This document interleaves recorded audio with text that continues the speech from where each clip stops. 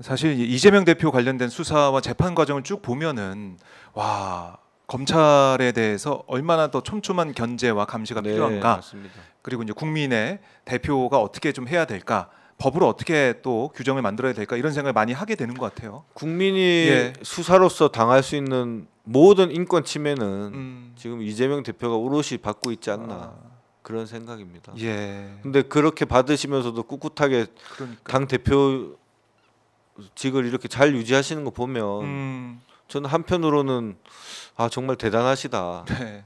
얼마 전에 어떤 기자님이 물어보시더라고요. 네. 이재명 대표 유죄 나오면 어떡할 거냐 그러길래 저는 유죄 나올 거라 전혀 생각하지 않는다. 네.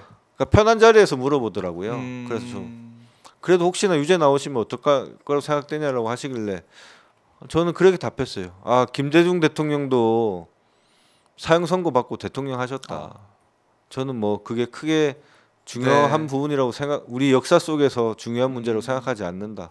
편한 자리에서 그렇게 답은 하긴 했는데 저는 지금 이재명 대표님의 위치가 우리 대한민국에서 그 정도이지 않을까 그렇게 생각됩니다.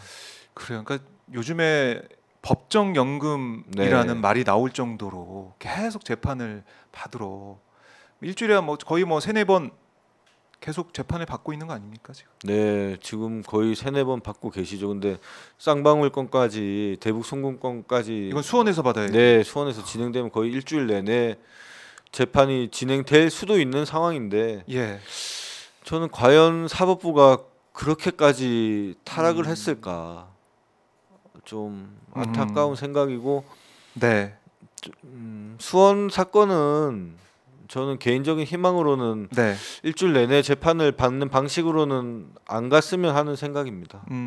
그래요. 재판부도 단순히 이게 형사 사건이 아니라 우리 민주주의의 근간에 관한 사건이기 때문에 뭐 잘 판단하지 않을까 그런 희망도 조금 있는 편이긴 합니다. 네.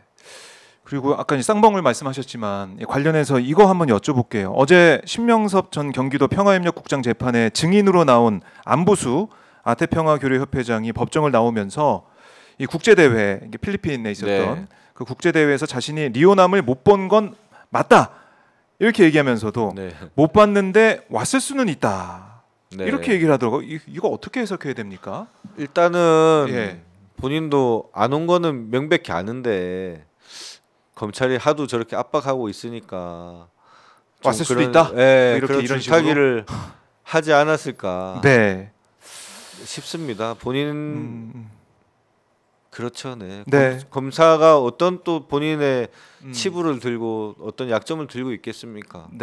검찰이 그런 증언을 유도하기까지 불법 면담을 하면서 그리고 그 안부수에 대한 또 다른 압수수색을 하면서 많은 약점을 들고 있지 않겠습니까? 단순히 본인뿐만 아니라 본인 가족, 친지까지 그런 카드를 다 들고 있는 상황에서 차마 안 왔다라고는 못하겠고 그렇다고 또 봤다고라고까지 거짓말하지는 또 못하겠고 그러니까 온 것은 못 봤지만 뭐 안 봤을 왔을 수는 있다 뭐 그런 추측을 진술한 거지 않습니까? 참 모호하게 얘기를 하고 있는데 그러니까 저희 입장에서는 정말 검찰에 협조하는 안 좋고 나쁜 사람이지만 또 제가 직접 수사하는 과정을 지켜보면 그런 증언하기까지 인간적으로 안 된 면들도 있는 분들도 있더라고요. 얼마나 검사가 그 가족까지 털어가면서 이화영 부지사한테는 뭐 딸을 넣겠다느니 뭐 딸의 축의금이 얼마가 들어왔는데 그거에 대해서 조사를 할까 뭐 이런 것까지 다 면전에다 대고 얘기를 했다는 거지 않습니까? 자기 자식을 이렇게 거론하는 검사 앞에서 얼마나 무너지고 협조를 해야겠구나. 또 협조를 하면 검사가 정말 그렇게 따뜻하게 대한답니다. 뭐 구속된 분 불러가지고 담배도 주고 술도 지금 줬다고 주장하고 있는 거지 않습니까? 이화영 부지사 뭐 연어 술 파티 뭐 조금 협조해 주면 그럼 이제 검사가 신처럼 보이는 거죠. 아 자기의 이런 약점은 감싸주고 덮어주고 따뜻하게 보듬어주고 하면서 위로해주고 하니까요. 참. 이 쌍방울 대북 송금 의혹 이화영 전 부지사의 재판 과정을 쭉 많은 분들이 보시고 또 이번에 책도 이제 변호인이 쓴 책도 나오고 하면서 그 사실은 많이 아실 텐데 리오남이 안 왔다. 이 리오남이 왔어야 검찰의 논리가 안 무너지는 거잖아요. 네. 김성태 회장 거기서 뭐 돈을 줬고 대북송금 자금 일부 줬다라는 게 성립이 되기 때문에 이게 중요한 부분에서 항소심에서 중요하게 보고 있는 이 사안인데 안부수는 모호하게 얘기하고 있고 검찰은 계속 이 주장을 밀고 나갈 터이고 김성태 회장도 증언을 해놓은 상황이니까 앞으로 이 재판 지켜봐야겠네요. 저는 네. 판사들이 더 이상 이제 말로써 재판할 시대는 지났다라고 생각돼요. 옛날같이 뭐 진술로, 진술로 막 조서 만들어서 지금 그 증인으로 세우더라도 지금 유동규나 이런 남욱이나 이런 자들이 하는 발언을 보면 더 이상 사람 말 가지고 재판을 해서는 안 되겠다. 그러니까 무슨 뭐 정말 큰 피해를 당한 사람이 피해자가 나와서 내가 뭐 이런 피해를 당했다 이런 증언이야 뭐 받아줄 수 있겠죠 당연히. 근데 뭐 누가 왔니 안 왔니 뭘 어떻게 했니 안 했니 이런 부분을 지금 말만 가지고서 재판을 하는 시대는 정말 구시대적이고 좀 낙후된 게 아닌가 이런 사법 시스템이 낙후된 모습이 아닌가 그런 생각입니다.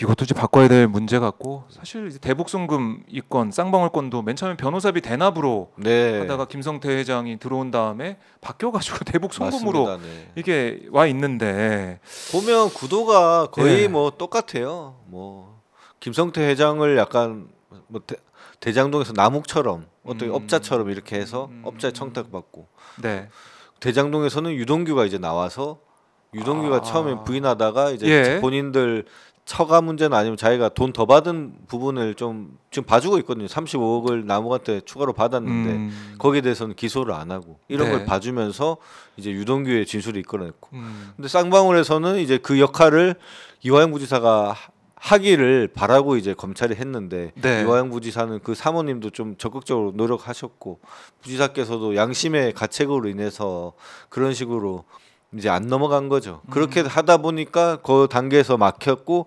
대신에 이제 이화영 부지사에 대해서는 엄격한 이제 칼날을 들이민 거죠. 다른 건 또 이제 기소하고 지금 뭐 이제 변호인 말 들어보니까 이제 독방에서 이 무더위를 견디고 있다 이렇게도 얘기를 들었는데 참 이 검찰 얘기 또 사법 시스템 얘기를 하다 보면은 할 얘기가 너무나 많습니다. 바꿔야 될 법이 많고 특히 이재명 대표 수사나 재판 과정 또 문재인 전 대통령 이제 수사 관련해서도 민주당에서 지금 위원회까지 만들었으니까 잘 대응해야 될 것 같아요. 의원님의 역할이 좀 클 것 같습니다. 맞습니다.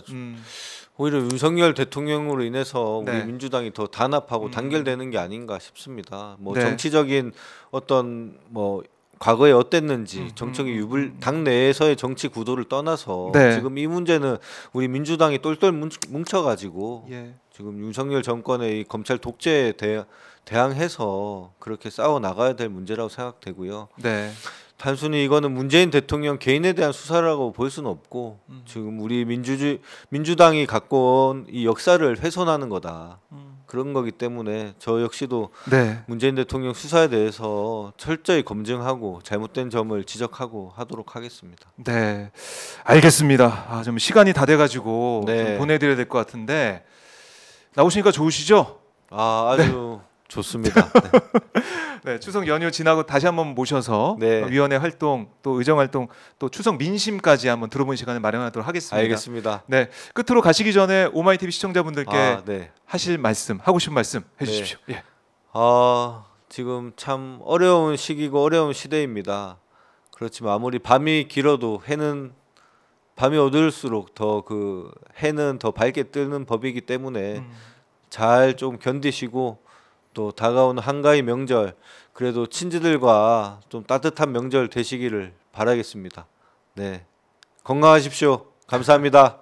고맙습니다. 의원님도 건강하게 추석 연휴 잘 보내시고요. 다음에 또 인사드리겠습니다. 기자님 감사합니다. 고맙습니다.